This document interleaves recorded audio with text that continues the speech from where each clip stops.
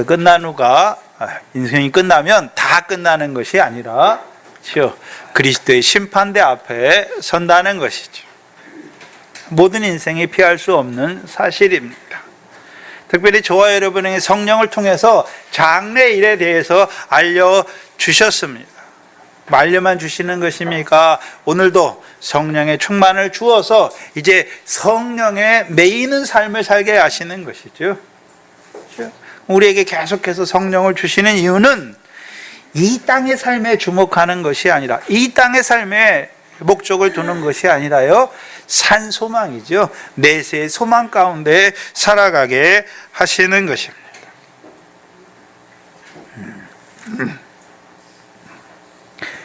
바울의 사역도 무엇입니까? 한마디로 하나님이 심판이 있다는 것을 알게 하여 저들로요, 그 심판 앞에 그리스도와 함께한 후사로 하나님의 약속에 참여하는 자들로 세워 가시는 것이죠. 그래서 바울의 목회 사역은 한마디로요, 하나님의 경륜을 이루는 것입니다. 특별히 시온에서 오시는 구원자로 말미암은 구원을 얻는 그 이방인의 충만한 수를 채우기 위해 바울이 먼저 목회자로 밤낮 쉬지 않고 눈물로 각 사람을 훈계한 것이죠. 그럼 에베소의 그 사역자들, 에베소의 그 목자들을 불러서 바울이 뭐 하는 것입니까? 어떻게 목회했는지를 기억하라. 내가 어떻게 밤낮 쉬지 않고 각 사람을 훈계한 것을 기억하라. 그러면 너희도 해야 되는 일이 무엇입니까? 하나님의 경륜을 이루는 그 목회를 위해서 힘쓰는 자가 되어야 하는 것입니다. 그래서 밤낮 쉬지 않고 라고 말하죠. 물론 육신적인 밤낮, 바울은 낮에는 일했고, 에베소에서 낮에는 일했고, 쉬는 시간에 밤에 두란노 서원에서 하나님의 말씀을 강론했습니다. 그럼 육신의 밤낮, 육신의 세월도 아끼는 것을 말하지만 여기서 말하는 밤낮은 그것을 말하는 게 아닙니다. 그 목회자들이, 목자가 양을 위해서 밤낮 수고한다는 의미가 어떤 의미입니까?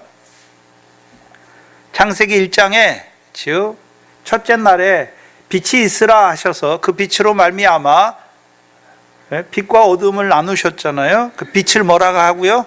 낮이라 하고 어두움을 밤이라 했잖아요. 밤이라.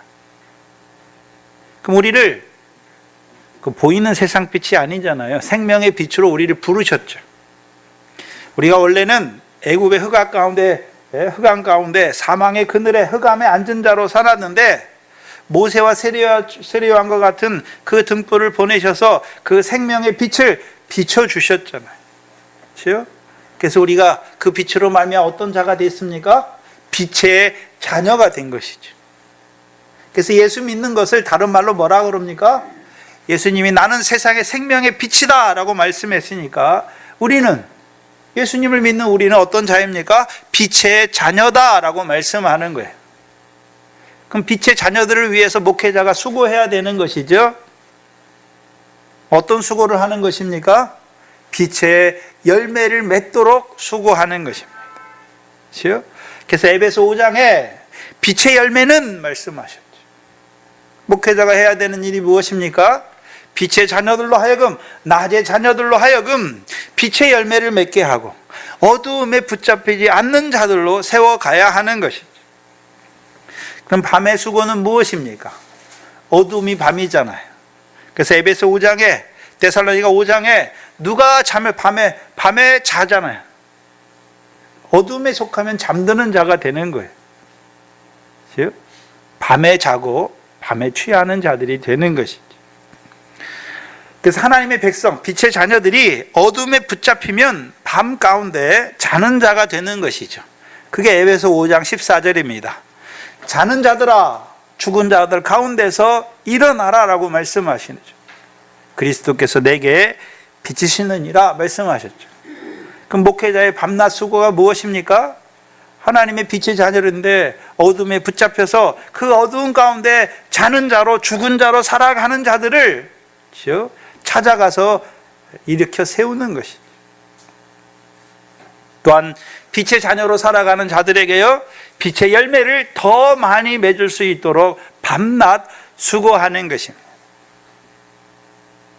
그게 목회자의 일입니다. 그래서 사도행전 20장 28절로 32절은 양들을 위해 목자로 세우신 자들이 해야 할 일이 무엇인지를 이 에베소 목회자들에게 나타내 주시는 것이죠. 무엇입니까? 바로 하나님의 양을 치는 목양에 대해서 말씀하는 것이죠. 목양의 궁극적인 목적은 무엇입니까? 하나님의 경륜을 이루는 것이죠. 그럼 하나님의 경륜을 이루는 것이 무엇이었습니까? 아까 우리가 묵도 시간에 읽었던 에베소서 3장 6절 7절이었죠. 그리스도 예수 안에서 그리스도와 함께한 후사가 되게 하고 함께 지체가 되게 하고 함께 약속에 참여하는 자들로 세우는 것입니다. 그럼 문제는 저와 여러분이죠. 여러분은 오늘 동산교회에 속한 성도들은 오늘도 그리스도 예수 안에서 그리스도와 함께한 후사로 함께 지체가 되고 함께 약속에 참여하는 자들로 살아가고 있습니까? 그걸 묻는 거예요. 살아가려면 어떤 자가 되어야 되는 것입니까? 빛의 열매를 맺고 있습니까? 빛의 생활을 하고 있습니까?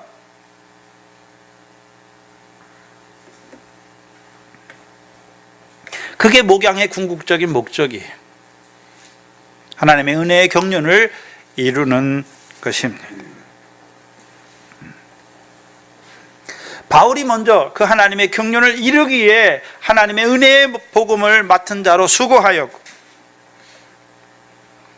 이제 에베소의 목자들도요, 그 하나님의 경륜을 이루는 목양에 힘쓰는 자가 되라 라고 부탁하고 있는 것입니다.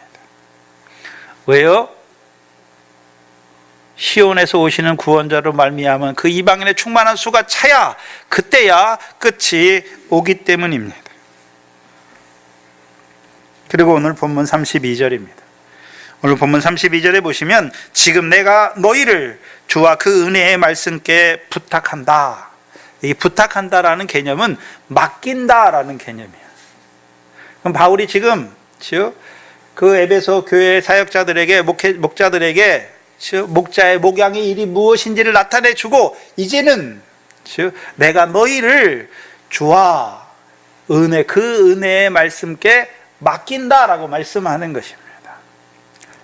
그렇다면 여기서 주는 누구를 말하는 것입니까?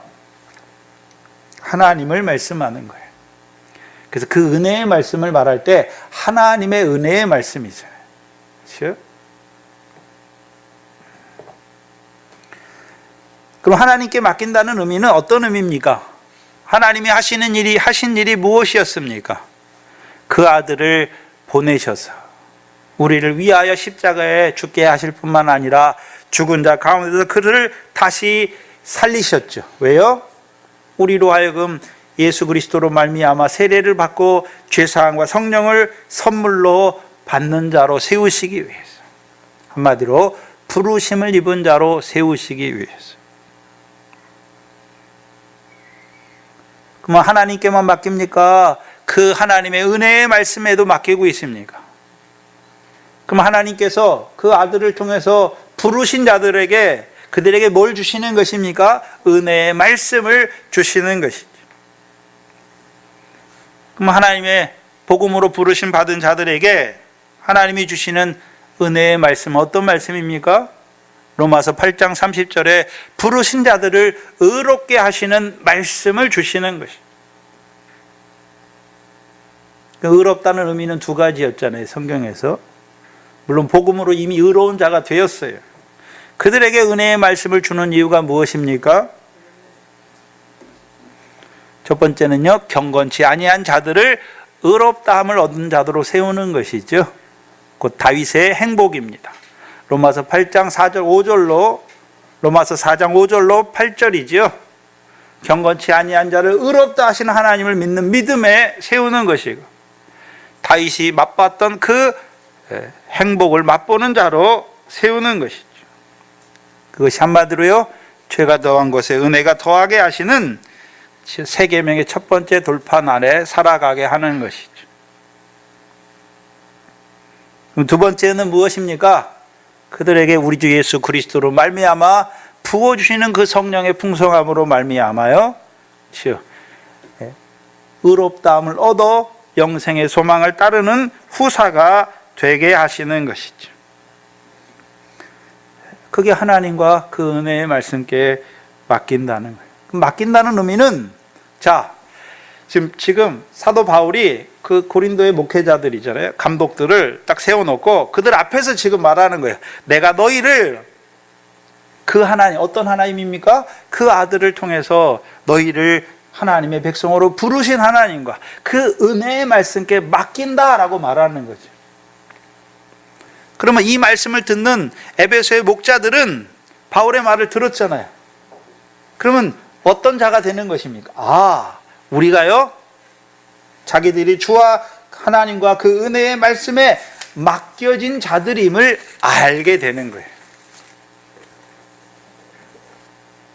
네? 맡겨진다는 의미는 무엇입니까?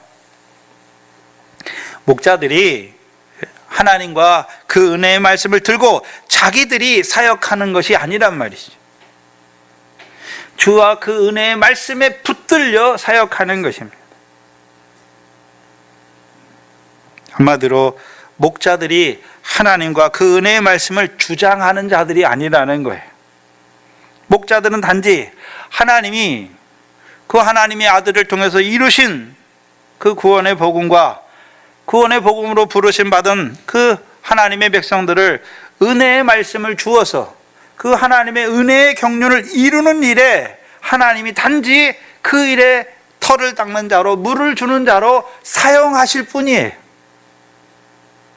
그래서 바울도 자기가 알아서 자기가 하나님을 위해서 열심히 일합니까? 하나님이 하나님의 일을 이루시기 위해서 택하여 세우신 종입니까?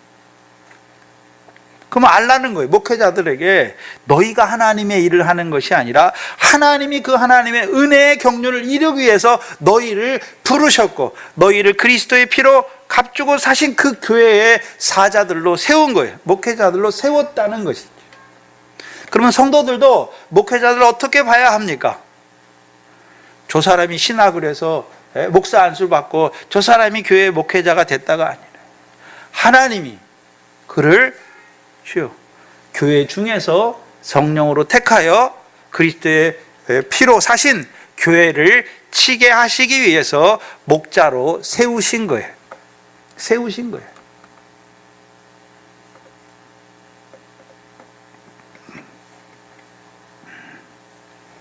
그러면 목자를 의지해야 됩니까? 그 목자를 세우신 하나님을 바라봐야 하는 것입니까?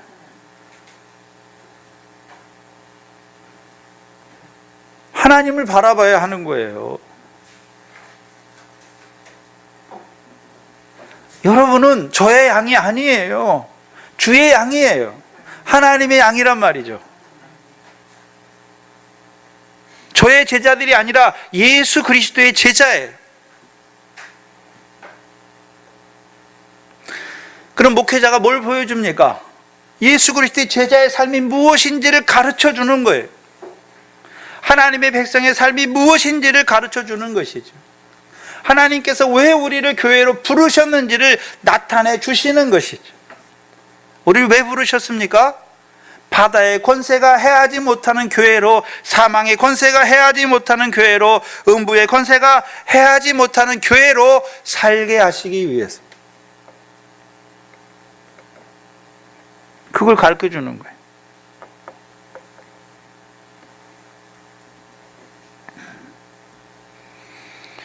한마디로 이 바울의 말을 듣는 자들, 내가 너희를 하나님과 그 은혜의 말씀에 맡겼다라는 그 바울의 말을 듣는 목자들은 자기들이 이제 내가 하나님과 그 은혜의 말씀에 맡겨진 자이구나 라는 걸 아는 거예요. 맡겨졌다는 의미가 무엇입니까? 하나님이 복음으로 부르시는 그 일을 위해서 나를 세웠고 복음으로 부르심 받은 자들에게 그 은혜의 말씀을 증거하기 위해서 나를 세운 것을 아는 자가 되는 거예요. 내가 하나님을 위해서 뭘 하는 것이 아니라 하나님께서 하나님의 일을 이루시기 위해서 나를 교회의 목회자로 세운 것을 아는 자가 된단 말이죠. 근데 문제는 목사가 교회의 주인인 줄 알아요. 네? 교회는 목사께 아니에요. 여러분이 교회예요. 교회는 건물이 아니라 부르심을 받은 성도가 교회잖아요. 우리가 교회예요. 우리가 교회. 우리 자체가 교회란 말이에요. 그럼 우리 교회를 놓고 어디를 갑니까?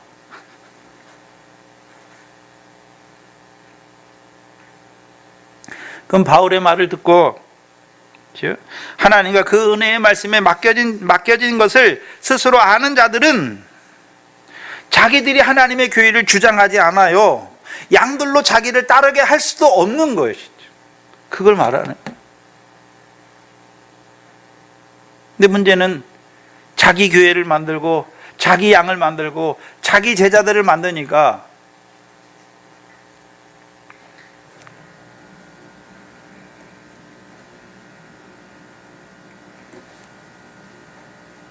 목자들은 하나님께서 자기 아들의 피로 사신 교회를 치게 하시기 위해 세우셨고, 치게 하시려고, 그 피로 사신 교회를 치게 하시려고 은혜의 말씀을 주시는 거예요. 먼저 은혜의 말씀을 주시는 거예요.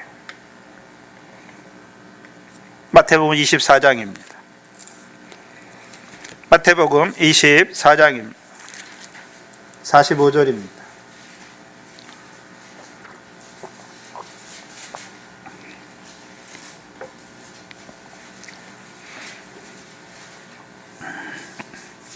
(45절) 이하에 두 종이 나와요. 두 종이.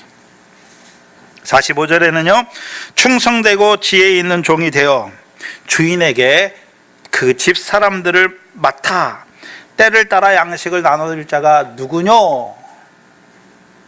그럼 오늘도 집 주인이 누구를 찾습니까? 충성되고 지혜 있는 종을 찾으신다는 거예요. 피로 사신 교회를 칠 자를, 목양할 자를 찾는다는 것이죠. 그러면 이 충성되고 지혜 있는 종은 자기 사람들입니까? 집주인의 사람들입니까? 집주인의 사람들이에요. 그들을 맡았잖아요. 그럼 어떤 자로? 뭐 해야 됩니까? 때를 따라 양식을 나누어 주어야 하는 것이죠. 그럼 반대로 악한 종이 나와요. 48절이죠. 48절에 마태복음 24장 48절에 악한 종을 보면 충성되고 지혜 있는 종은 어떤 종인지를 알 수가 있어요. 48절에 만일 그 악한 종이 마음에 생각하기를 주인이 더디오리라. 그럼 악한 종은 어떤 생각을 가지고 있습니까? 주인이 더디오리라. 더디 온다는 원어의 뜻은 안 온다는 말이에요.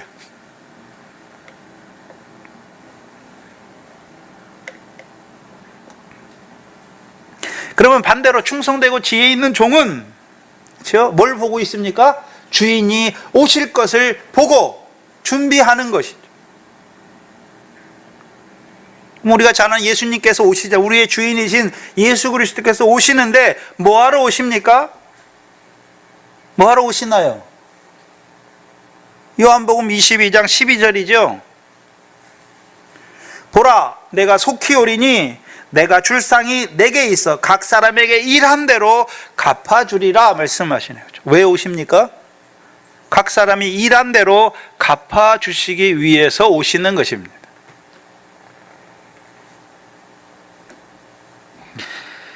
그럼 지혜롭고 충성되고 지혜로운 종은 주인이 올 거를 알잖아요. 그 주인이 오는 의미도 알아요. 왜 오는지도 알잖아요. 왜 옵니까? 각 사람이 일한 대로 갚아주시기 위해서, 상으로 갚아주시기 위해서 오는 것이잖아요. 그렇죠? 그럼 오는 것을 안다라는 의미가 어떤 의미일까요? 단지 예수 그리스도가 다시 오실 것을 안다는 의미가 아니에요. 계시록 22장이죠. 계시록 22장 20절입니다. 계시록 22장 20절이요. 주님이 오는 것을 안다, 주인이 돌아올 것을 안다는 의미는 계시록 22장 20절의 의미예요. 이것들을 증거하신 이가 가라사대 내가 진실로 속히 오리라. 속히 오리라 했잖아요. 주님은 오늘도 뭐 하시기를 원하십니까?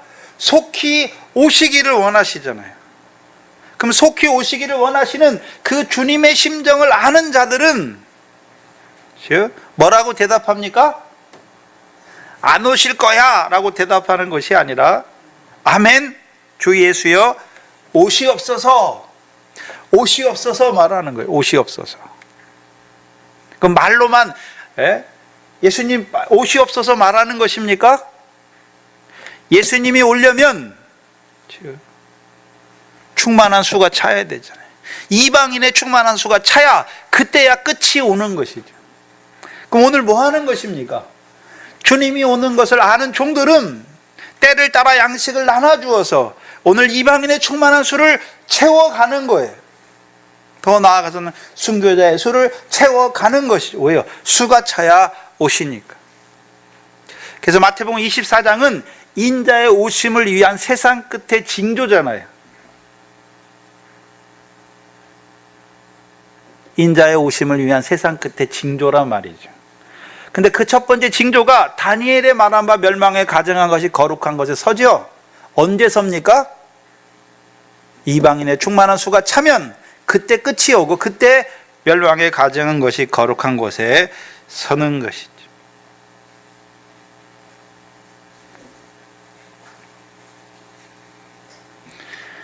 그럼 지금 바울이 에베소의 목자들을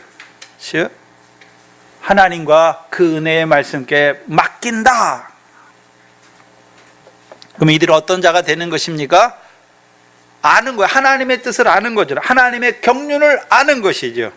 그럼 이들도 바울처럼 어떤 자로 수고하는 것입니까? 이방인의 충만한 수를 채우기 위해 수고하는 자들이 되는 것입니다.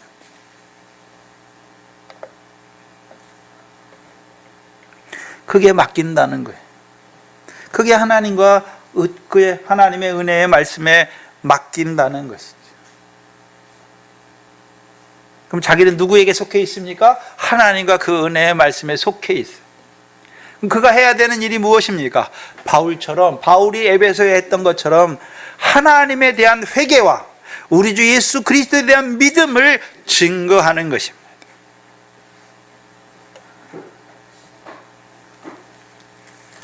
본문에 다시 돌아가셔서 보시면,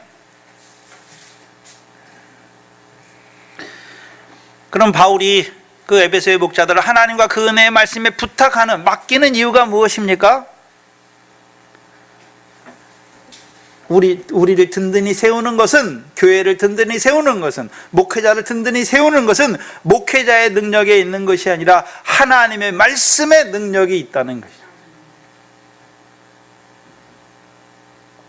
그래서 그 말씀이, 그 하나님의 은혜의 말씀이 너희를 능히 든든히 세우는 것이죠. 든든히 세우는 거예요. 든든히 세운다는 말은 흔들리지 않는 자로 세우는 것이죠. 그럼 왜 흔들립니까? 믿음에 있는 사람들이 왜 흔들립니까? 가장 많이 흔들리는 이유가 무엇입니까? 시험과 환난과 연단과 고난과 배고픔과 위험과 칼의 위험과 강도의 위험과 그런 것들 때문에 흔들리죠.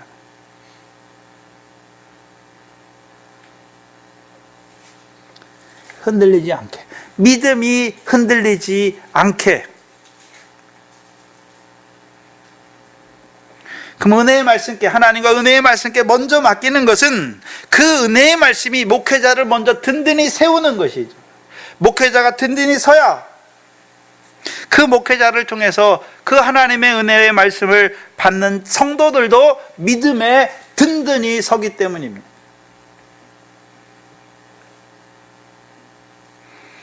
든든히 선다는 의미가 어떤 의미일까요?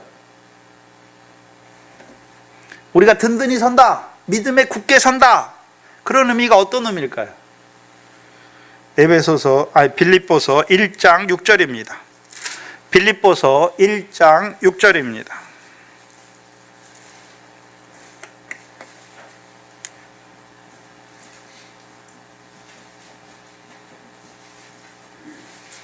빌립보서 1장 6절입니다. 이게 든든히 서는 거예요. 같이 큰 소리로 읽어보겠습니다. 시작.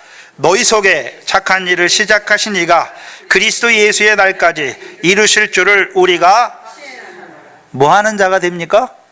확신하는 자가 되는 거예요. 든든히 선다는 것은 확신하는 자가 되는 거예요. 그럼 뭘 확신합니까? 우리 속에 착한 일을 시작하신 이도 누구십니까? 하나님이시고.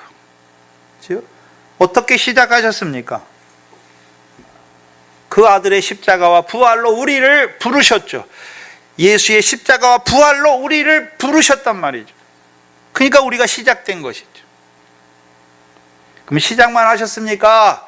시작한 자들을 그리스도 예수의 날까지 이루시는 것도 하나님이 아시는 것이죠. 그것도 하나님이 아시는 거예요.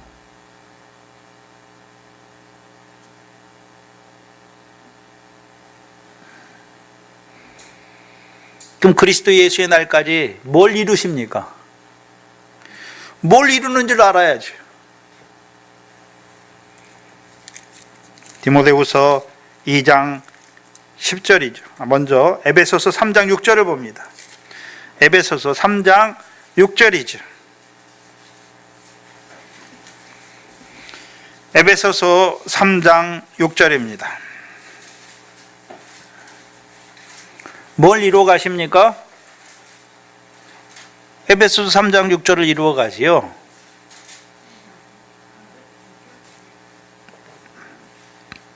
육 절에 같이 읽습니다. 시작. 이는 이방인들이 복음으로 말미암아 그리스도 예수 안에서 함께 후사가 되고 함께 지체가 되고 함께 약속에 참여하는 자가 되게 하는 거예요. 그걸 누가 이루어 가신다고요? 하나님이 이루어 가시는 것을 확신하는 자가 돼요.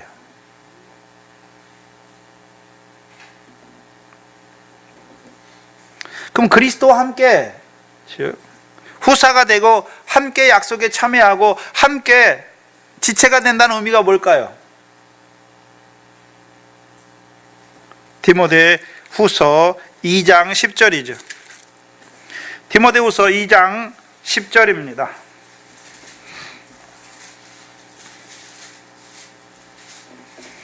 디모데후서 2장 10절입니다.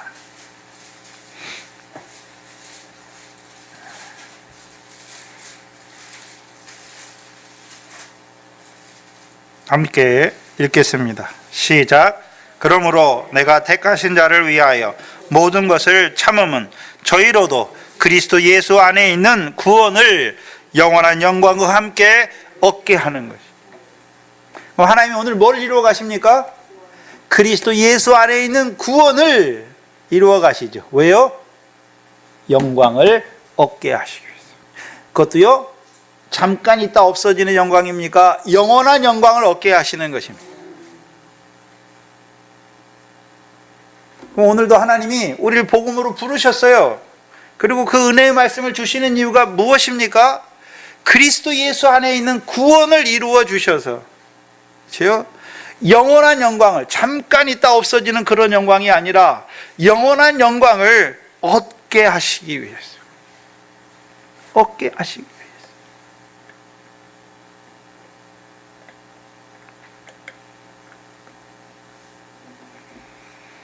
그럼 그리스도 예수 안에서 이루시는 구원은 이 땅에서 이루시는 구원이고, 그럼 영원한 영광 언제 주십니까?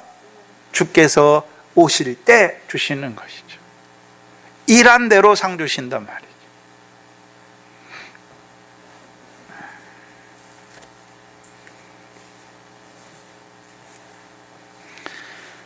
그럼 바울이 지금 목회자들을 향해서 내가 너희를 하나님과 그 은혜의 말씀께 맡긴다, 그리고 그 말씀이 너희를 먼저 능히 든든히 세운다라고 말씀하십니다. 그럼 그들이 먼저 그리스도 예수 안에 있는 그 구원에 참여하고 그 영원한 영광을 바라보는 자로 살아갈 때 그들을 통해서 주시는 말씀을 받는 하나님의 백성들도요, 그리스도 예수 안에 있는 구원을 이루는 자가 되는 것이죠. 그게 하나님이 목회자를 통해서 목회하시게 하시는 이유입니다.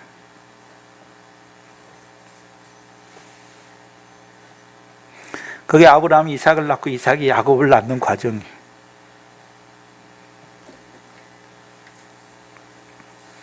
그럼 목회자들을 먼저 그 은혜의 말씀 안에 든든히 세우는 이유가 무엇입니까? 그 뒤에 32절 뒤에 나오죠. 거룩해 하심을 입은 모든 자 가운데서 기업이 있게 하려. 이 말은 거룩하게 하심을 입은 모든 자들에게 기업이 있게 하시려고 말씀하시는 거예요. 그럼 거룩하게 하심을 입은 자들이 누굽니까? 우리가 히브리서 2장 12절이죠. 12절. 거룩하게 하시는 자와 거룩하게 함을 입은 자들이 하나에서 났다라고 말씀하시고, 히브리서 10장 10절에서는요 우리가 어떻게 거룩함을 입은 자가 되었습니까?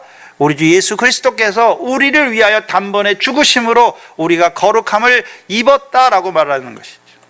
그럼 거룩함을 입었으면 다 됐습니까? 이제 거룩함을 입은 자들이 모든 행실에 거룩한 자로 살아가야 하는 것이죠.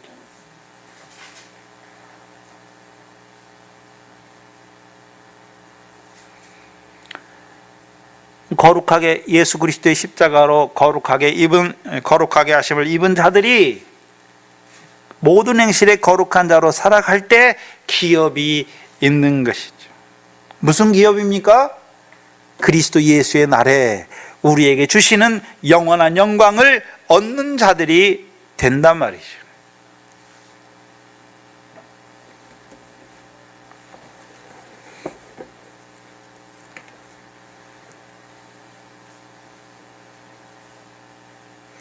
그리고 오늘 본문 33절에 내가 아무의 은이나 금이나 의복을 탐하지 아니하였다라고 말씀합니다.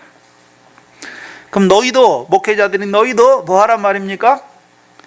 아무의 은이나 금이나 의복을 탐하지 말라라는 것이죠. 바울이 에베소의 사역을 정리하면서 왜 내가 에베소에서 사역할 때 내가 아무의 은이나 금이나 의복을 탐하지 아니하였다고 말씀합니까? 왜요? 왜 이 말을 할까요?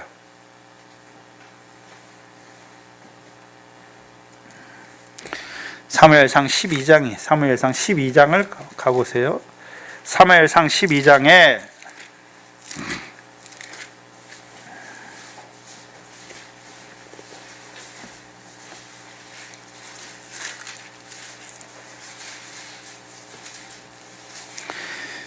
사무엘상 12장에 여기 비슷한 내용이 나와요.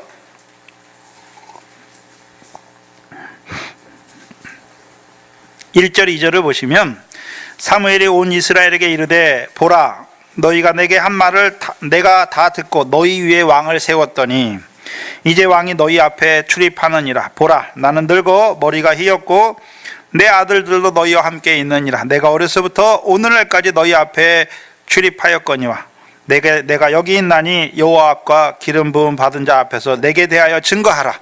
내가 네 소를 취하였느냐 네 나귀를 취하였느냐 누구를 속였느냐 누구를 압제하였느냐 누구의 눈을 허리게 하였느냐 뇌물을 네 손에서 취하였느냐 그리하였으면 내가 그것을 너희에게 갚으리라. 그들이 가로되 당신이 우리를 속이지 아니하였고 압제하지 아니하였고 네 손에서 아무것도 취한 것이 없다라고 말씀하시죠. 왜 하필 12장에서 사무엘이 왜 백성들에게 이 말을 하는 것입니까? 12장에는 큰 뜻이 있어요. 12장 1절 2절에 하나님이 전에는 사무엘인 나를 선지자로 세워서 이스라엘 백성이 너희를 다스리게 하셨고, 이제는요 사무엘이 물러가고 하나님이 사무엘 대신에 누구를 세웠습니까?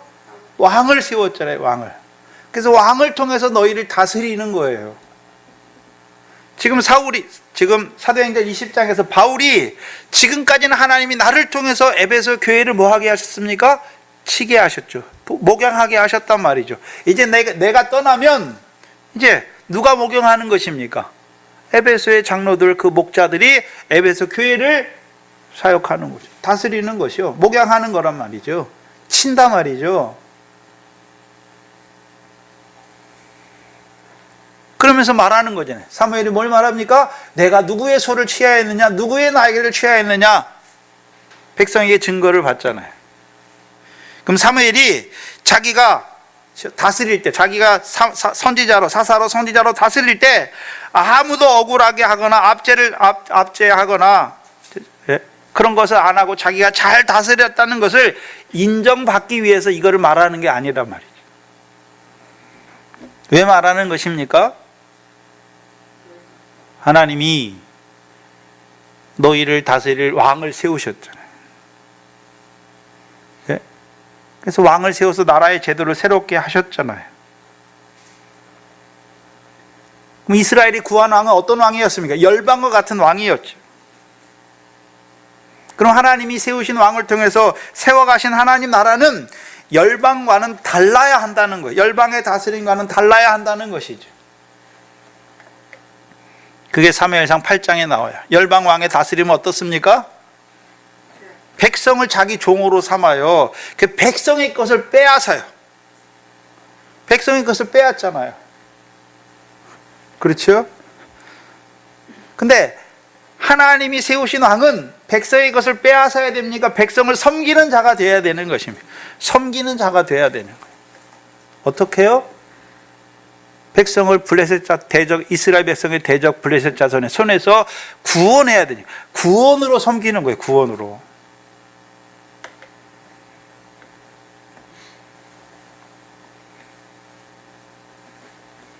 그렇다면 에베소에서 사역을 마치면서 바울이 장로들 앞에서, 그렇죠? 내가 은금이나 의복을 취하지 아니하였다라고 말하는 것은 너희의 사역에서도 아무의 은이나 금이나 의복을 탐하지 말라라는 것이죠. 그러면 왜 하필 은금입니까? 왜 하필 은금인가요? 네? 마태복음 10장이잖아요. 마태복음 10장에 마태복음 10장에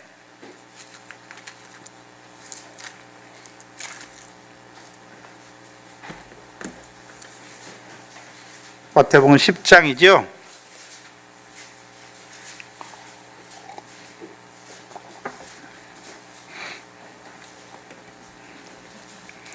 마태복음 10장 1절에 지금 마태복음을 쭉 해요. 10절까지 할 건데 1절에 제자들에게 뭘 주셨습니까?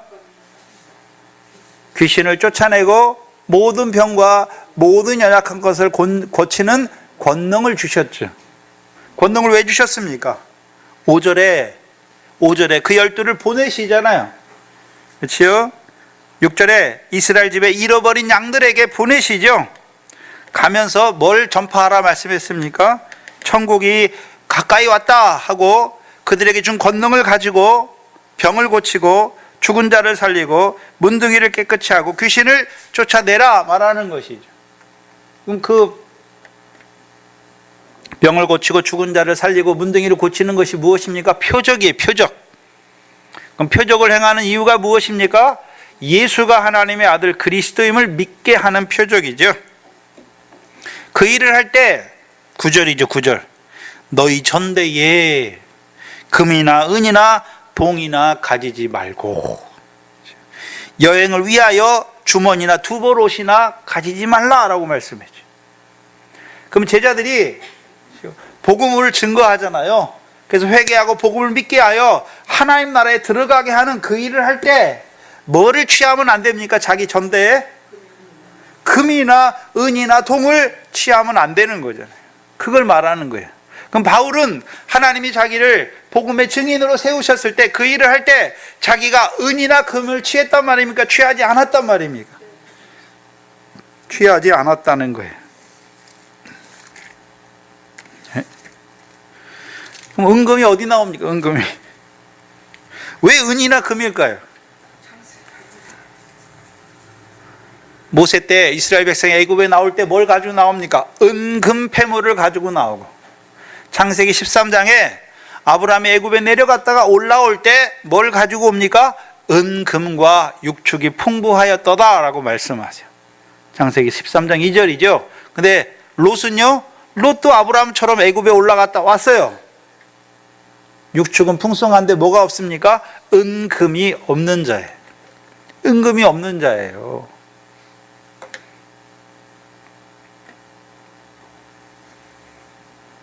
그 은은 뭐고 금은 무엇입니까? 은은 회개예요, 회개. 금은 믿음이에요.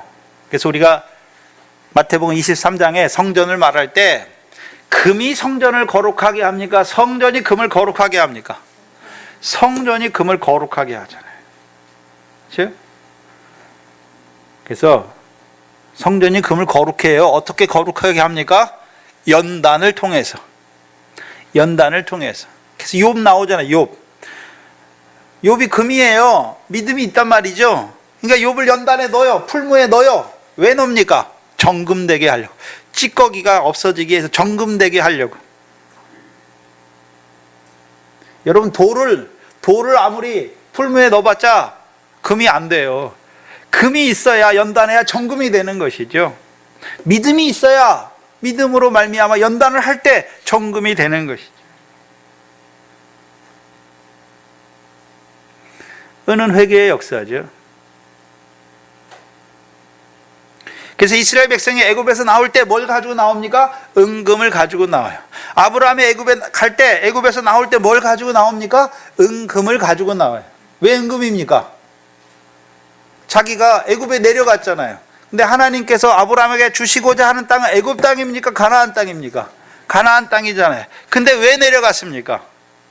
창세기 12장에서 본토와 친척 아베 집을 떠나 마침내 가나안 땅에 들어갔고, 모래세겜 상수리 나무에 이르렀을 때 하나님께서 아브라함에게 이 땅을 너와 내 자손에게 주겠다라고 말씀했는데, 기근이 일어나니까 어디로 갔습니까? 남방으로 갔다가 애굽으로 간 거예요.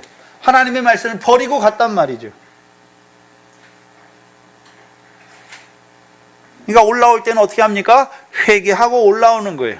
그리고 이제 분별하게 됐잖아요. 뭘 분별합니까? 애굽 땅과 가나안 땅을 분별하는 자가 됐어요. 그게 믿음이에요. 그래서 애굽에서 올라온 후로 은금이 생기고 나서는 아브라함은 어떻습니까? 13장에서 드디어 하나님께서 아브라함에게 내가 보는 땅과 내가 밟는 땅을 다 내게 주리라 라고 말씀하시는 거예요. 확실히 알게 되는 거예요. 은금이 없는 롯은 여호와 앞에 악을 행하여 큰 죄인이 사는 소돔 땅으로 가고, 왜요? 액과 같은 여호와의 동산을 바라보니까. 아브라함, 금이 있는, 믿음이 있는 아브라함은요, 그 가나안 땅을 바라보고 하나님께서 밟게 하시는 땅을 자기에게 영원한 기업으로 주실 것을 바라보는 자로 살아간단 말이죠. 근데 은금의 순서가 바뀔 때가 있죠. 은금이 있고 금은이 있는 거잖아요. 그렇죠? 은금은 하나님의 백성인데 하나님을 떠난 자들이 회개하고 믿음을 다시 회복하는 과정이고, 금은은요, 믿음을 주니까 회개하는 거예요. 그래서 이스라엘 백성을 말할 때는 항상 은금이에요. 왜? 원래 하나님 백성인데 아브라함이 하나님 말씀 버리고 애굽에 갔잖아요. 그래서 애굽에서 나올 때도 은금이잖아요. 근데 나온 후에 이스라엘 백성이 은금을 가지고 나오죠. 은금 패물을 가지고 나와요. 그래서 은금 패물을 가지고 뭐 하게 하십니까? 생각해 보세요. 이스라엘 백성이 애굽 사람에서 나올 때 하나님이 애굽 사람에게 은금 패물을 빌리게 해요. 근데 은혜를 입어서 애굽 사람의 은금 패물을 가지고 나와요. 그러면 생각해 보세요. 광야에 40년 동안 살 건데 은금 패물이 무슨 무슨 도움이 될까요? 무겁기만 하지. 안 그렇습니까? 은금 패물이 무슨 도움이 되겠습니까? 광야에서 짐만 되죠. 아니에요. 모세를 따라 드리면 성막의 귀한 재료가 되는 거예요. 성막을 짓는 재료가 된단 말이에요. 그래서 금은 동으로 짓잖아요.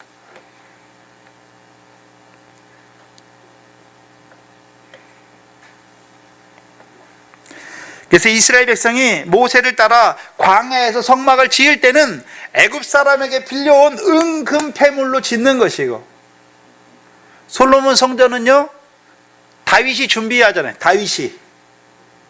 다윗과 이스라엘 백성이 성전에 드릴 예물들을 준비하죠.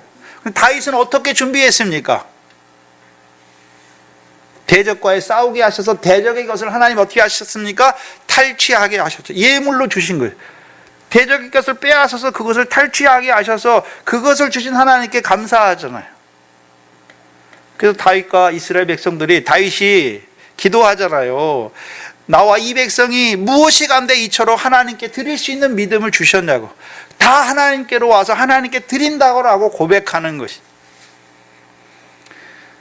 그래서 열방에게서 빼앗은, 다윗이 백전백승하잖아요. 백전백승하면 어떻게 합니까? 그들의 것을 하나님이 주시는 거잖아요. 그래서 자기들이 전쟁을 잘해서 이기는 게 아니잖아요. 만군의 여호와, 그렇죠? 여호와 이름을 의지하고 나갔더니 여호와께서 이기게 하시는 거죠. 이스라엘은 여호와의 군대인데 자기들이 여호와를 위해 싸우는 게 아니란 말이죠.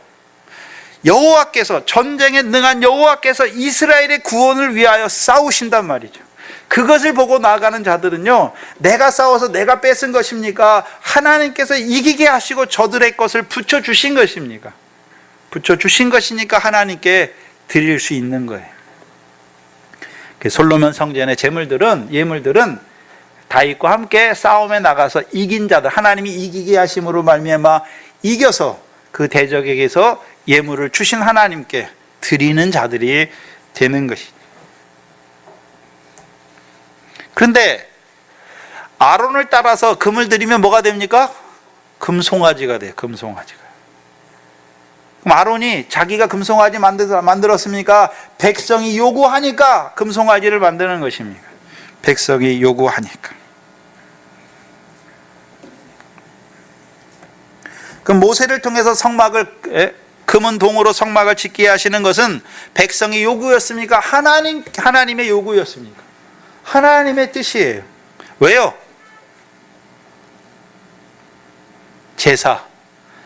제사로 나오게 하시잖아요. 그 성전에 제사로 나오게 하시면 하나님 어떻게 하십니까? 그 제단을 통해서 피를 사해 주시고 그들에게요 자비와 은혜를 더하시고 인자와 진실로 더해 주시는 것이죠. 그게 은금이에요. 그래서 구약의 사사 중에, 그렇죠? 기드온이 나오잖아요. 기드온이, 그렇죠?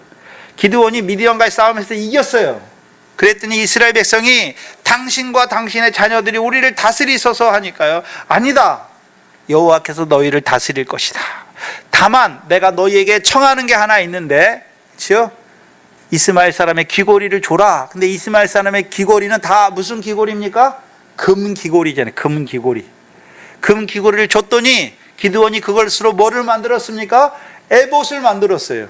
그러니까 그 에봇이, 이스라엘 백성이 그 에봇을 음란하게 섬겼고 그 에봇이 기드온과 그 집에 올무가 되었다라고 말씀해요.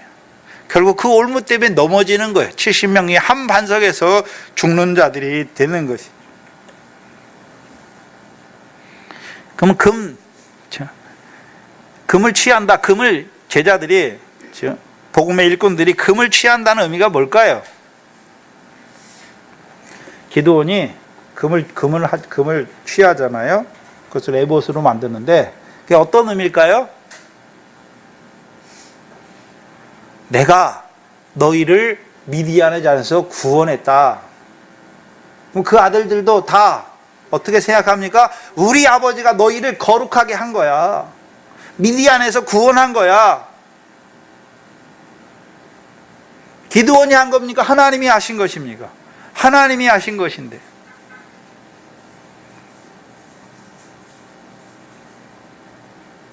그게 금을 취하는 거예요.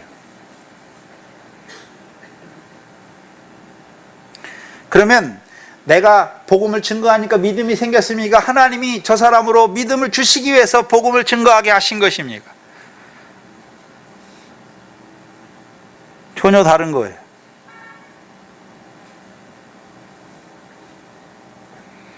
그래서 바울은 은금을 취하지 아니하였다라고 말하잖아요.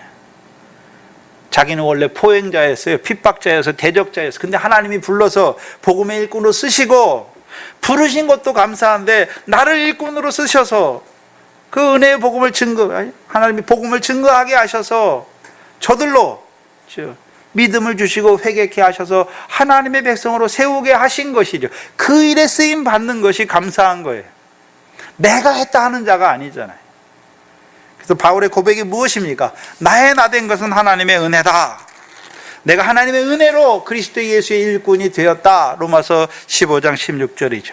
고린도전서 15장 10절이죠.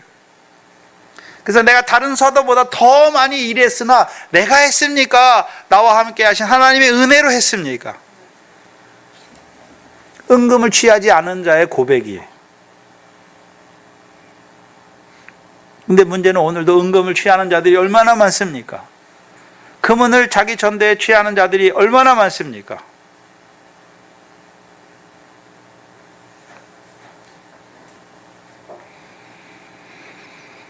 또한 옷을 탐했다, 옷을 탐하지 아니하였다라고 말하죠. 열왕기하 5장에 엘리사의 종 게하시가 나오죠. 엘리사가 나아만 장군의 문둥병을 낫게 하잖아요. 그래서 나아만이 예물을 막 드리려고 그래요. 은 1만 달란트하고 신할산 옷 외투 2벌을 드리려고 하잖아요. 근데 엘리사가 사양해요. 그 돌려보내요, 그냥. 그랬더니 게하시가 몰래 가가지고, 그렇죠? 그걸 받아오잖아요. 거짓말해서 받아와요. 그때 엘리야가 뭐라고 말합니까? 열왕기하 5장 26절인데 제가 읽어드립니다. 엘리사가 이르되 그 사람이 수레에서 내려 너를 맞이할 때에 내 심령이 감각되지 아니하였느냐? 지금이 어찌 은을 받으며 옷을 받으며 감람원이나 포도원이나 양이나 소나 남종이나 여종을 받을 때냐라고 말씀하시죠.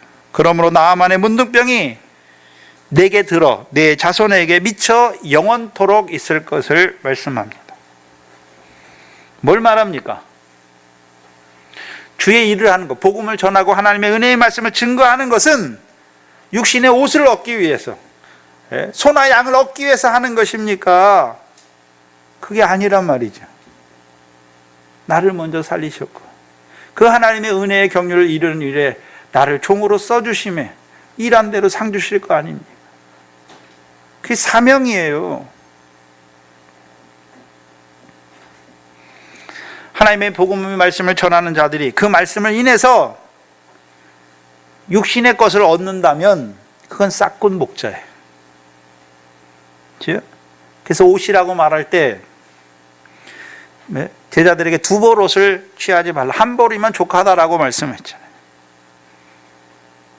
그래서 목회하는 것은 목회를 해가지고 부드러운 옷이나 사치한 화려한 옷을 입기 위해서 목회를 하는 게 아니란 말입니다.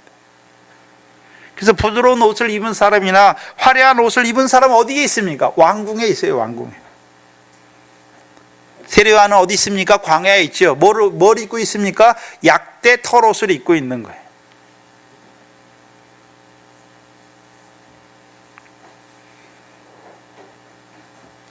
은금을 탐하지도 말아야 되지만 옷, 그렇죠? 목회하는 게 세상에서 부드러운 옷을 입고 화려한 옷을 입기 위해서 목회하는 게 아니란 말이죠. 바울은 그렇게 하지 않았단 말이죠. 그럼 너희도 어떤 자란 말입니까? 하나님이 너희를 세우셔서 너희를 통해서 복음을 전하게 하고 은혜의 말씀을 증거할 때 은금을 탐하지 말고 옷을 탐하지 말라라는 것이죠.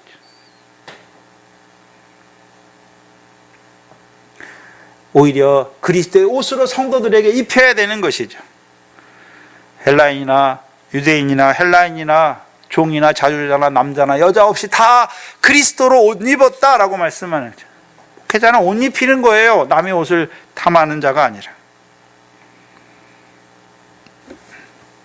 그러면서 34절 35절이죠. 너희 아는 바에 이 손으로 나와 내 동행들의 쓰는 것을 위하여 내가 봉사하였다. 당하였다는 말은 봉사했다는 것이죠. 그래서 바울은 자비량했죠. 복음을 전하기 위해서 힘써 일했어요. 두 가지 의미가 있었죠. 형제들에게 폐를 끼치지 아니하려고. 또 하나는요, 자기에게 있는 권을 다 쓰지 아니한 것이죠. 고린도전서 9장 18절이었죠. 그런즉 내 상이 무엇이냐? 내가 복음을 전할 때에 값없이 전하고 복음으로 인하여 내게 있는 권을 다 쓰지 아니하는 것이로다. 그렇죠? 또한 바울은 자기의 것을 자기가 벌어서 썼을 뿐만 아니라 약한 자들을 도왔다라고 말해요. 약한 자를 도왔다. 특별히 바울 당시는 1세기예요. 1세기. 그렇죠? 교회 안에 어떤 자들이 많습니까? 우리가 고린도전서 1장 26절 이하에 교회 안에 가난한 자들, 없는 자들, 천한 자들, 세상에서 가난하고 세상에서 멸시받고 세상에서 천하고 세상에서 없는 것들을 하나님이 택하셨잖아요. 그러니까 1세기 교회 자체가 가난한 자들이 오고, 그렇죠? 없는 사람들이 오고, 멸시받고 천대받는 자들이 오잖아요. 그러니까 교회 안에 실제로 육적으로도 연약한 자들이 많았다는 것이죠.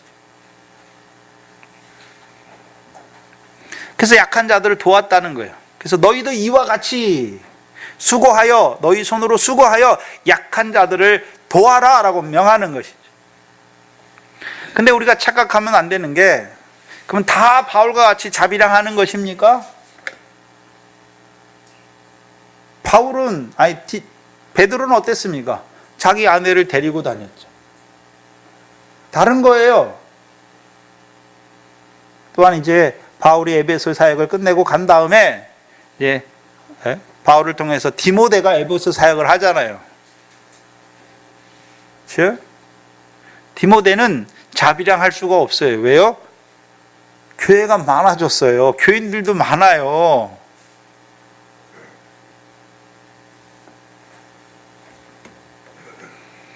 생각해야 되는 것은, 그러면 목회자는 육신적으로 약한 사람만 돕는 것입니까? 아니에요. 먼저는 육신의 것이 필요하잖아요. 육신의 그 약한 게 먼저잖아요. 그걸 줘야 되죠. 육신의 약한 것도, 연약한 것도, 그것도 안 돌보면서 말씀을 주면 받을 수 있습니까? 못 받잖아요. 그러니까 육신의 연약한 것도 돌봐야 돼요. 그러나 육신의 연약한 거 돌보는 게 그게 전부가 아니에요. 교회는 사회복지를 담당하는 그 부분도 있어야 돼. 교회가 해야 되지만 그게 전부는 아니란 말이죠. 로마서 14장 1절 2절이죠. 로마서 14장 1절 2절입니다. 여기 연약한 자들을 나오죠. 연약한 자들이 나옵니다.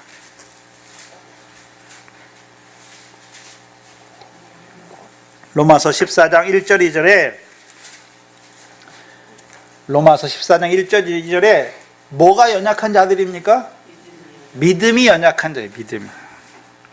믿음이 연약한 자를 너희가 받되, 그 믿음이 연약한 자를 버리라 했습니까? 받으라 했습니까? 받으라 했잖아요. 그 믿음이 연약한 자들의 의심하는 바를 비판하지 말라. 어떤 사람은 모든 것을 먹을 만한 믿음이 있고 연약한 자는 채소만 먹는다. 채소는 어디서 납니까? 광야에서 나는 식물이죠. 신명기 32장 1절 2절에 나의 교훈은 하늘에서 내리는 비요 채소 위에 담비다 라고 말씀해요. 모세의 교훈, 모세가 어떤 자입니까? 궁창 위에 물을 주는 자죠. 하나님 백성에게 궁창 위에 물을 주어서 그들로요 채소를 먹는 자로. 그럼 가나안 땅에서 세우신 종들은 어떤 종들입니까?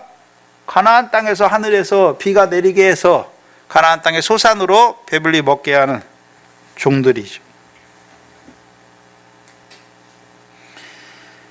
육신의 연약한 자들의 문제만 아니라 믿음이 연약한 자들을 돕는 것이죠.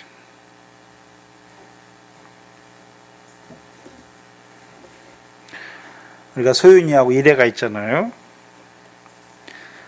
근데 부모가 소연이가 어려서 지금 용변하고 소변을 못 가리잖아요. 막 소변 못 가린다고 막 때리나요?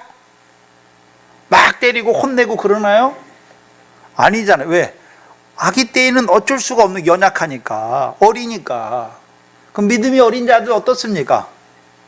연약한 거예요. 받으라는 거예요. 그럼 계속 어린아이로 있으면 됩니까? 소연이가 계속 아기로 계속 소변 용변 못 버리고 계속 기저귀 타고 10살, 20살 때도 다니면 됩니까? 잘하면 서서히 가르치는 거죠. 가르치고 떼는 거잖아요. 떼야 자기도 편할 거 아닙니까? 믿음이 어린 자들을 용납하는 것은 그런 거예요. 예? 근데 우리가 제일 못하는 게 뭡니까? 남편이 믿음 없는 걸 용납을 못해요. 그렇죠? 나는 믿음이 있는데 남편이 믿음이 없어요. 그럼 그걸 용납을 못해요. 어떻게 합니까? 하는 짓이 싫어요. 왜요? 마음에 안 들거든요. 근데 믿음이 어리니까 그렇게 할 수밖에 없는 거예요. 오히려 기도하고 가르쳐야 하는 것이죠. 받아줘야 되는 것이죠. 세워주는 거예요. 그러면 항상 채소만 먹어야겠습니까? 자라가야 되잖아요. 떡도 먹어야 되고 이제 단단한 식물까지 먹도록 세워주는 거잖아요. 원망하고 불평할 그 시간에 기도하세요.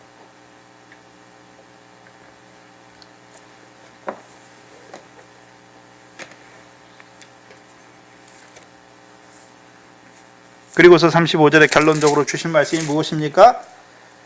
주 예수의 친히 말한 바 주는 것이 받는 것보다 복이 있다.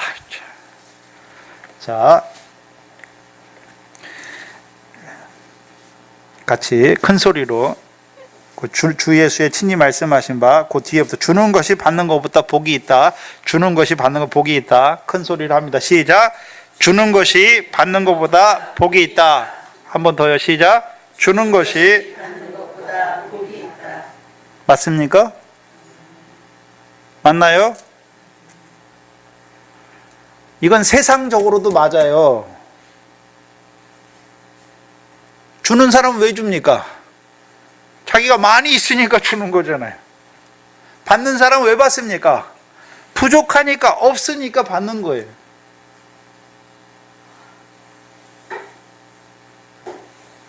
근데 이 말씀은 복음서에 안 나타나서 예수님이 정확하게, 명확하게 이 말씀이 했다는 말이 없어요. 그런데 유추할 수는 있어요. 그럼 주는 것이 복되다, 주는 것이 받는 것보다 복되다라는 의미가 어떤 개념일까요? 어떤 의미일까요? 주는 것이 받는 것보다 복되다라는 의미가 어떤 의미일까요? 우리가 세상적으로도 우리가 자식들을 키우잖아요. 그렇죠? 자식들을 키울 때, 어려서 아기 때부터 키울 때 어떻습니까? 뭘 자식을 주는데 아깝습니까? 그냥 주는 기쁜 거잖아요. 그렇잖아요? 근데 우리가 노년이 되면 자식이 내가 했던 것만큼 자식이 부모에게 합니까? 못합니까? 못해요. 그건 당연한 거예요. 왜요? 내리사랑이에요. 내리사랑. 걔가 커서 자기 자식 나오고 그렇게 사랑해요. 부모한테는 그렇게 못해요. 우리도 부모한테 그렇게 못했잖아요. 우리 부모는 우리를 그렇게 키웠는데 우리가 그렇게 못한단 말이죠. 근데 우리는 우리 자식한테 그렇게 하는 거죠. 왜요? 주는 게 좋은 거니까. 여러분 자식 입에 뭐 들어가는 게 아깝습니까? 왜요? 주는 게 좋은 거잖아요. 그 세상적으로도 그렇단 말이에요. 그렇다면 성경에 말할 때 주께서 주는 것이 받는 것보다 복되다는 의미가 어떤 의미일까요? 부자 청년 있잖아요. 마태복음 19장에 부자 청년이 예수님께 나왔어요. 영생을 얻기 위해 예수님께 물어요. 내가 어떻게 하면 영생을 얻을 수 있습니까? 예수님께서요, 계명을 지켜라. 내가 어려서부터 계명을 다 지켰습니다. 예수님이 뭐라 합니까? 온전하고자 할진대. 아직 온전치 못해요. 네가 온전한 자가 되고자 할진대 내 소유를 팔아 가난한 자를 주라. 그리하면 하늘에서 보아가 내게 크게 복된 거예요. 뭐가 복된 것입니까? 내 소유를 팔아서 가난한 자를 주는 거예요. 그게 복된 거예요. 왜요? 세상적으로는 아까운 거잖아요. 내 소유를 팔아 가난한 자를 주면 내게 없어지잖아요. 그런데요, 하늘에서 보화가 내게 있다라고 말씀하셔요. 그게 복된 거예요.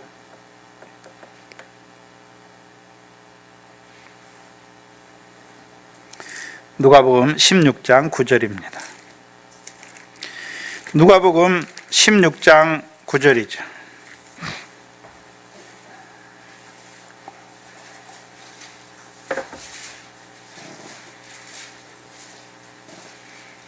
누가복음 16장 9절에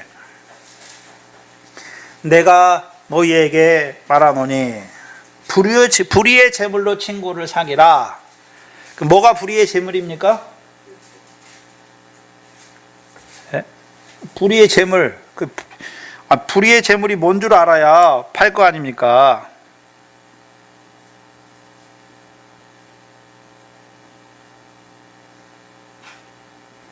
네?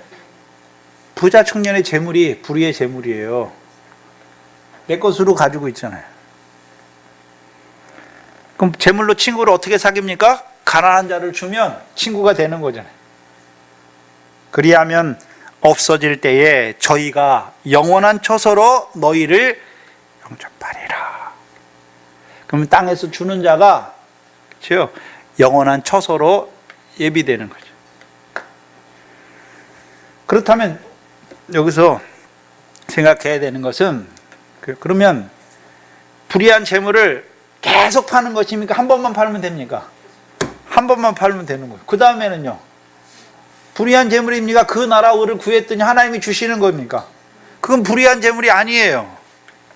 그건 불의한 재물이 아니란 말이죠. 그러면 예수 믿는 사람은 항상 재물을 갖고 있으면 안 됩니까? 항상 재물을 팔아서 가난한 자 줘야 됩니까? 아니란 말이에요. 아니에요. 한 번만 파는 거예요. 한 번만. 네?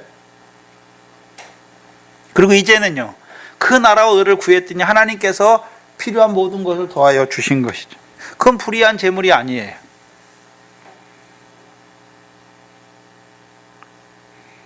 그럼 목회자가 줘야 되는 거, 특별히 목회자가 주어야 되는 거, 그 목회자는 주는 자로 세운 거예요. 주는 자로. 복된 자, 복이 있는 자예요. 그 목회자가 줘야 될 것이 무엇입니까?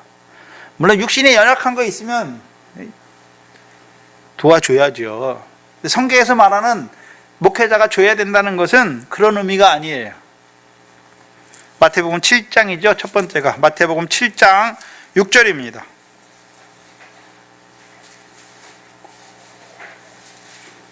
목회자가 줘야 되는 것.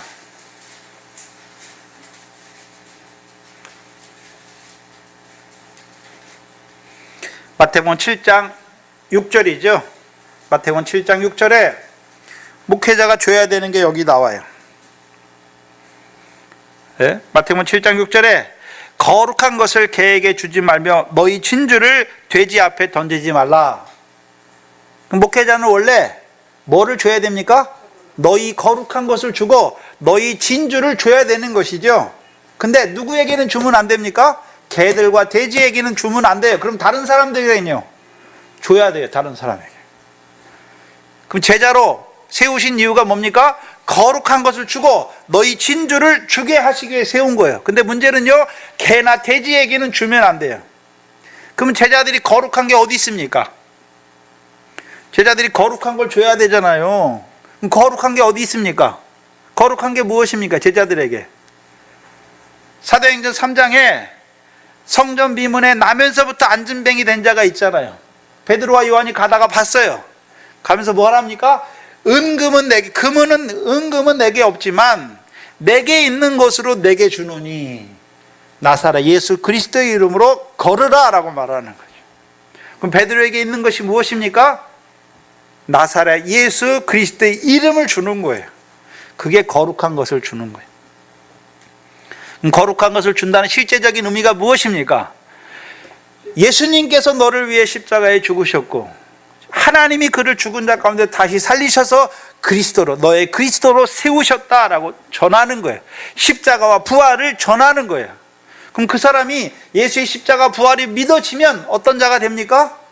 죄사함 받는 거잖아요. 성령을 따라 나는 거잖아요. 그러면 거룩한 자가 되는 거예요.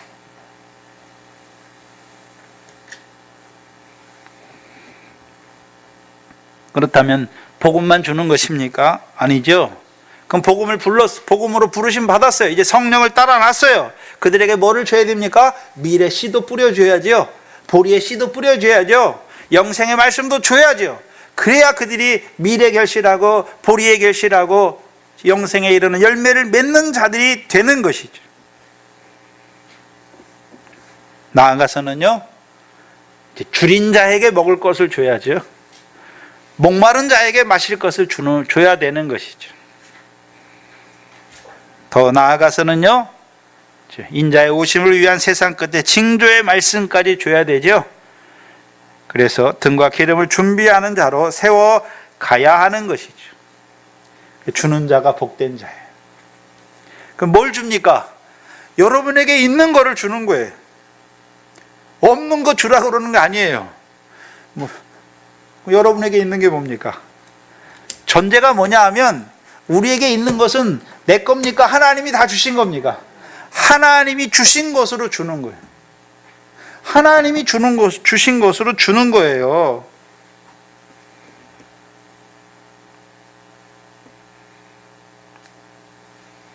주는 자가 복되다는 의미는 먼저 주께 받았어요. 우리가 주께 받은 게 뭡니까? 사랑을 받았잖아요. 나 같은 죄인을 사랑하신 사랑을 받았어요. 그러니까 우리도 형제를 뭐 하는 것입니까? 형제에게 사랑을 주는 거예요. 내가 예수 그리스도로 말미암아 하나님의 은혜를 받았어요. 그러니까 은혜를 줄 수 있는 거예요. 받은 것으로 주는 거란 말이죠. 우리 것으로 주는 것이 아니라 하나님이 그리스도 예수 안에서 주신 것으로 주는 거예요. 그게 복된 자예요. 왜 복됩니까? 왜 복된가요? 복음을 줬잖아요. 살린 거죠. 밀의 씨를 뿌려줬잖아요. 결실하는 자로, 일하는 자로 세우는 것이죠. 그럼 가장 복된 자가 어떤 자입니까? 가장 복된 자가 요한일서 3장 16절에 요한일서 3장 16절이죠. 형제를 위하여 죽는 것도 마땅한 것이죠. 형제를 위하여 자기 목숨까지도 주는 것이죠. 그게 가장 복된 것입니다. 그럼 어떻게 줄 수 있습니까? 어떻게 하나님 것으로 받아서 어떻게 하나님의 것으로 줄 수 있습니까? 고린도전서 1장 12절이죠. 고린도전서 2장 12절이에요. 고린도전서 2장 12절에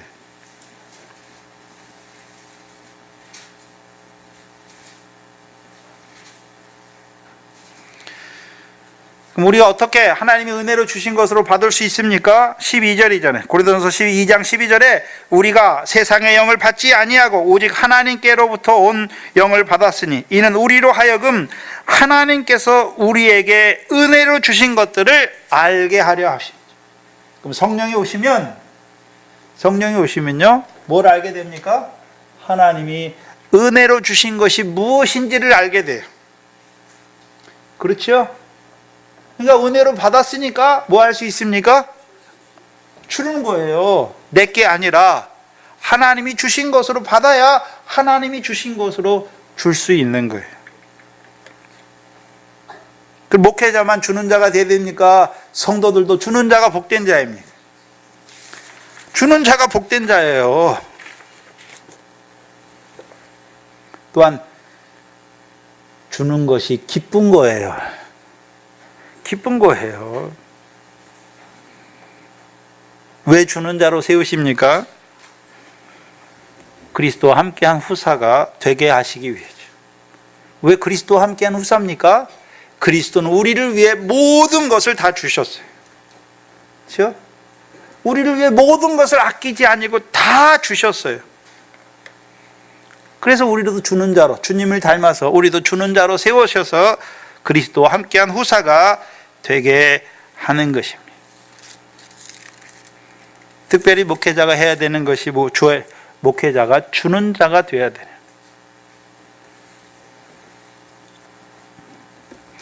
36절 이하에 보시면 이 말을 한 후 무릎을 꿇고 저희 모든 사람과 기도하니. 기도하죠. 그렇죠? 이 말을 한 후 무릎을 꿇고 저희 모든 사람과 함께 기도합니다. 무슨 기도했을까요? 무슨 기도했을까요? 기도 내용이 나와요. 에베소서 3장에 나오죠. 오늘 우리가 교동문 시간에 읽었지요? 에베소서 3장 14절로 19절에 기도를 하는 거예요. 에베소서 3장 14절로 19절에 기도를 하는 것입니다.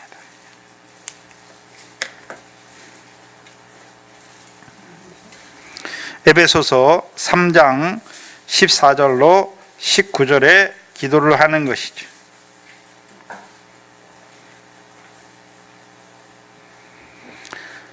에베소서 3장 14절로 19절입니다. 이러함으로 내가 하늘과 땅에 있는 각 족속에게 이름을 주신 아버지 앞에 무릎을 꿇고 비노니. 기도하는 거죠. 기도하는 거죠. 지금 에베소서잖아요. 에베소 교인들 위해 기도하는 거죠. 기도의 내용이 뭐냐면 16절에 그의 영광의 풍성을 따라 그의 성령으로 말미암아 너희 속사람을 능력으로 강건하게 하시기를 기도하는 거예요. 그럼 우리가 강건해지는 것입니까? 성령의 능력이 역사할 때 강건해지는 것입니다. 또한 17절에 믿음으로 말미암아 그리스도께서 너희 안에 계시게 하옵시고 너희가 사랑 가운데서 뿌리가 박히고 터가 굳어져 능히 모든 성도와 함께 지식에 넘치는 그리스도의 사랑을 알게 되기를. 그렇죠? 넘치는 그리스도의 사랑을 아는 자가 되기를 기도하는 거죠. 그 다음에요, 그의 넓이와 그리스도의 사랑의 넓이와 길이와 높이와 깊이가 어떠함을 깨달아 하나님의 모든 충만하신 것으로 너희에게 충만하기를 기도하는 것입니다.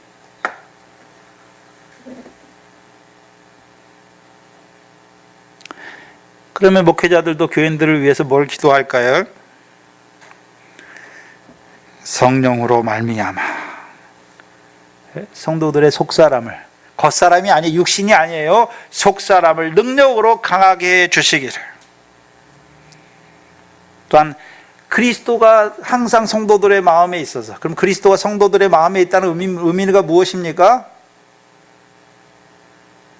주께서 나 같은 죄인을 사랑하시는 그 사랑 안에 있어서 그리스도의 사랑을 더 많이 알아가는, 덧입어가는 자가 되기를.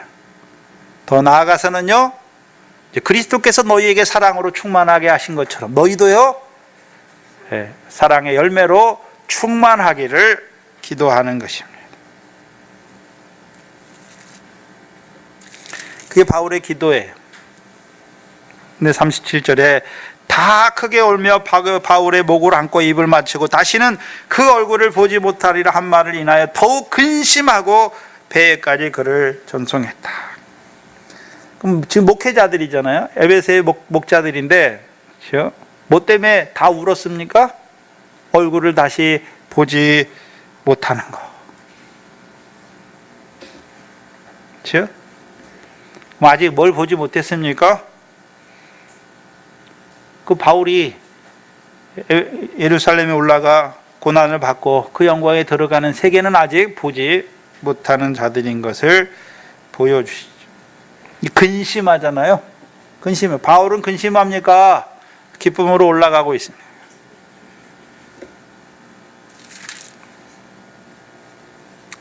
오늘 하나님께서 이 동산교회를 세우시고, 그렇죠? 부족한 종을 세워주셔서 목양하게 하시죠. 그럼 오늘 동산교회에게 주시는 그 말씀이, 그렇죠? 그 하나의 은혜의 경륜을 이루는 말씀인가? 또한 우리는 그 은혜의 경륜의 말씀 안에서 오늘도 영생을 이루는 그 이방인의 충만한 수로 자라가고 있는가? 더 자라갔어요. 우리도요, 이제 하나님의 그 경륜을 이루는 자로 살아가고 있는가? 우리 자신을 살피시고 늘 저와 여러분이 하나님과 그 은혜의 말씀에 맡기심을 받은 자, 속한 자라는 것을 아시고 그 안에서 능히 든든히 서가는 저와 여러분 되기를 주의 이름으로 축원합니다. 기도하겠습니다. 하나님 감사합니다. 오늘도 그 은혜의 경륜을 이루어 가시기 위하여 그의 교회를 세우시고 오늘도 부족한 종들을 세워주셔서 그 하나님과 은혜의 말씀을 맡은 자로 살아가게 하시니 감사합니다.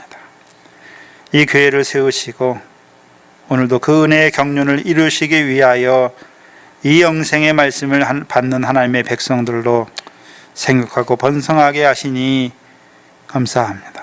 비록 육신의 숫자는 적지만 믿음 안에서 늘 그 은혜의 말씀의 능력 안에서 든든히 서가는 백성들 되게 하여 주시옵소서. 감사하며 예수님의 이름으로 기도하옵나이다. 아멘. 찬송가